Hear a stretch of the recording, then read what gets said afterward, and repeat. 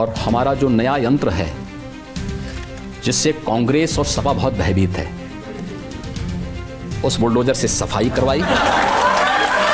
सफाई करवाने के बाद गरीबों के आवास बनाए हैं और हमने ये भी तय किया है, पूरी कार्य योजना हमारी बन चुकी है कि माफिया के द्वारा अवैध रूप से अर्जित की गई पूरी संपत्ति पर गरीबों के लिए, महिला संरक्षण गृह के लिए, दिव्यांगजनों के लिए, निराश्रित बच्चों के लिए और अन्य समाज के जो भी तबके हो सकते हैं उन सब के लिए, और हॉस्पिटल बनाएंगे, अच्छे स्कूल बनाएंगे, अच्छे संस्थान खड़े करेंगे। लेकिन माफिया यूपी के अंदर मिट्टी में मिल चुका है और आगे माफिया को पनपने नहीं देंगे, ये हमारा संकल्प है। और इनके द्वारा अर्जित की गई पहले चरण में इनकी और दूसरे चरण में इनके गुर्गों की भी। नमस्कार दोस्तों, आज हम बात करेंगे योगी आदित्यनाथ के बारे में। योगी आदित्यनाथ जो हमारे यूपी के सीएम हैं, आज उन्हीं के बारे में बात करेंगे। जो अभी उनका बुलडोजर जो चलता है तो सभी के घरों पे चलता है, चाहे वो निर्दोष हो या तो फिर चाहे वो दोषी हो। तो दोस्तों आज ये वीडियो पहले देखें, फिर उसके बाद बात करते हैं कि क्या है। में खौफ में जी रहे हैं, कुछ यूपी छोड़ के चले गए, कुछ ऊपर चले गए।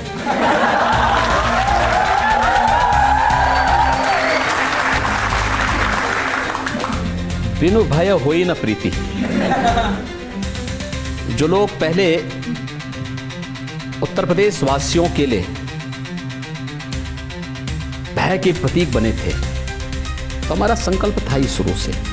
भगवान राम ने जो बात कही थी, निस्सरहीन करो मही वो छुटाए प्रण कीन, तो हम तो राम भक्त हैं, तो यही तो हम भी करेंगे।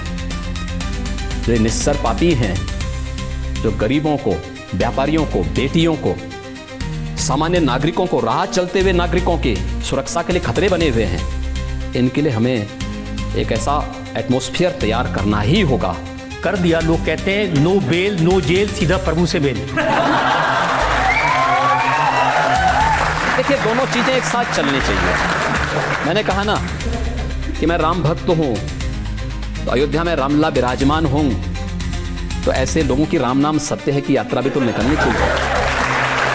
और वही काम यूपी में हुआ है। देखिए, सपा और कांग्रेस जिन माफिया और जिन अपराधियों को अपने गले का हार बनाती थी, जो सत्ता के सरप्रस्त थे, जिनके समय में जब उनका काफिला निकलता था तो सारे प्रोटोकॉल स्थगित हो जाते थे और माफिया पहले निकलते थे।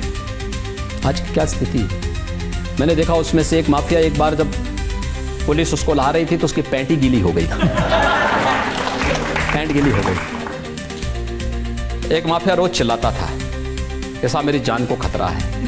भाई हमने कहा तुमसे कितने लोगों को खतरा रहा होगा भाई, ये तो सोचो पहले। देखिए, बहुत जल्दी अभी लेटेस्ट केस मुख्तार अंसारी का है, जिसके बारे में समाजवादी पार्टी के लोग कह रहे हैं कि उनको जेल में जहर दे के मार दिया। मरना तो था ही।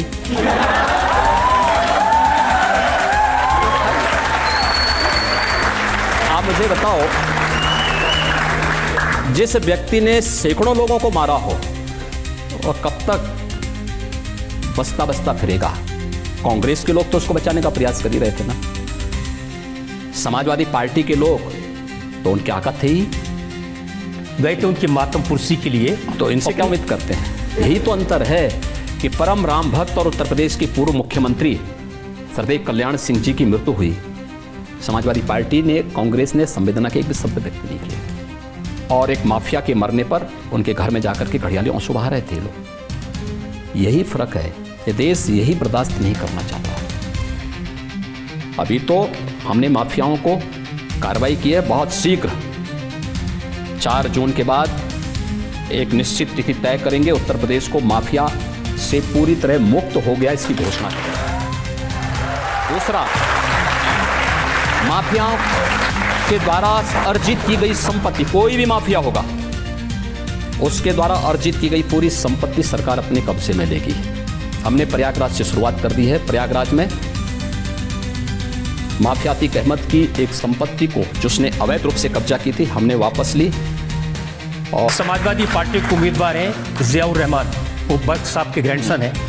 उन्होंने कहा हमारे शाहबुद्दीन भाई साहब, अतीक अहमद भाई साहब और मुख्तार अंसारी भाई साहब को इन्होंने ऊपर भेज दिया और कहते हैं कि कसम आप लोगों को कि उनकी कुर्बानी ज़ाया नहीं जानी चाहिए। अब देखिए ऊपर गए हैं कि नीचे गए हैं ये मैं नहीं कह सकता,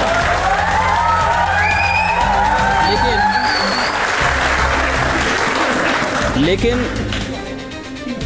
देखो किसी विषधर से उम्मीद करना कि वह शांति का उपदेश देगा तो ये बेवकूफ़ी होगी। इसका खानदानी उपदेश है, वो अपने खानदानी उपदेश को और अपने खानदानी विरासत को आगे बढ़ा रहे हैं, लेकिन इस बार संभल में भी हिसाब हो जाएगा। सबसे ज़्यादा शिकायत आज़म खान साहब करते हैं। आज़म खान कहते हैं कि उनकी यूनिवर्सिटीज़ पर, उनकी प्रॉपर्टीज़ पर बुलडोज़र चला दिया योगी जी ने, मौका भी नहीं दिया सामान हटाने का।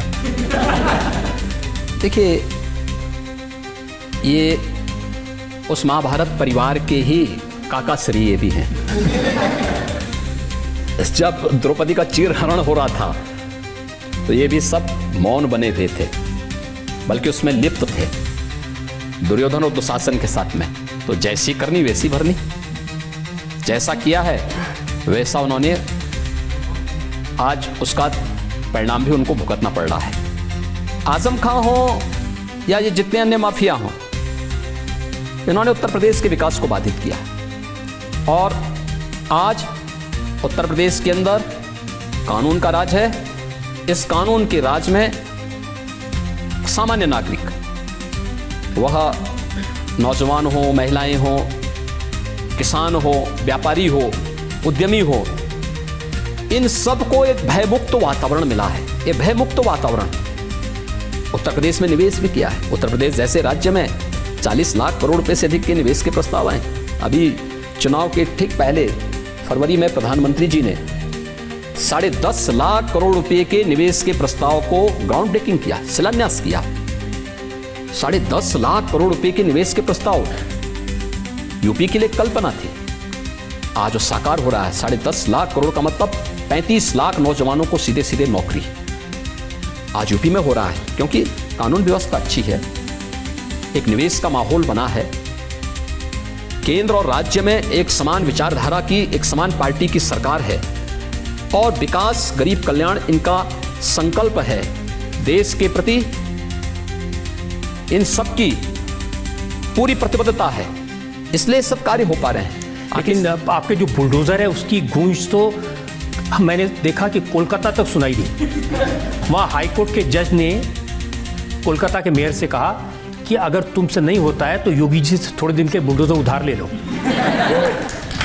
देखिए उत्तर प्रदेश का ये जो बुलडोजर है क्या न्याय नहीं करता?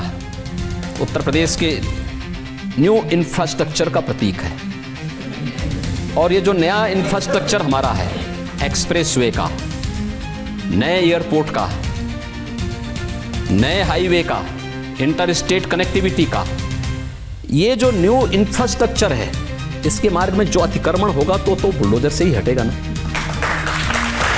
ये माफिया और इन लोगों के द्वारा जो भी अतिक्रमण किया गया था, उस अतिक्रमण को बहुत शीघ्रता के साथ वो हटाता है और हटाता है तो इनको पीड़ा होती है।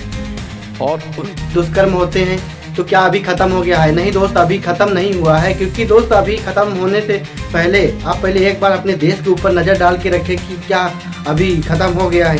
दोस्त खत्म होने के लिए बहुत ही चीज़ें ऐसी चाहिए जो अपने इस सरकार में सुधार की ज़रूरत है। और मेरा मानना यही है कि देखो, जहाँ बड़ी हस्ती होती है वहाँ पे लोग वो भी प्रशंसा करते हैं उन लोगों की जो वो चाहे गलत हों, वो लोग भी प्रशंसा करते हैं जो उनसे नहीं चाहते हैं वो भी। तो क्या कहना है आप लोगों का?